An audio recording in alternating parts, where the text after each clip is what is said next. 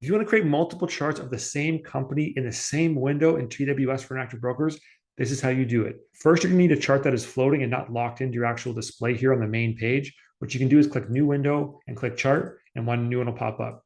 I've got this preloaded one. If we want to add a chart to this window that shows different data than displayed here, all you have to go is click File, Add Chart to New Window, select the same underlying, again, the same stock here up in the underlying area.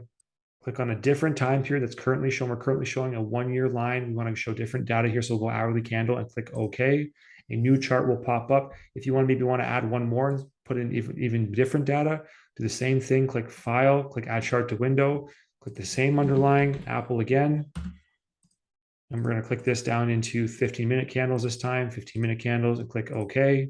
You can drag and reposition these charts in any way that you like to fill up the space. You can also go in and click inside the chart and add different studies. I'm just going to add a moving average to this chart just to show that you can add that. And then if you want to actually change the display of the chart, you just go click in the chart and then click the different kind of displays up here, and it'll start giving you different data. What you can't do though is change one of the underlines. It'll change it for all three of the charts that you're showing because it is a joint view. So let's go back to Apple, and then we'll show you how to save this so you can open up this chart layout in the future. If you want to do that, go to File, go to Save Chart Template As, load it there as a chart template file, pick a name,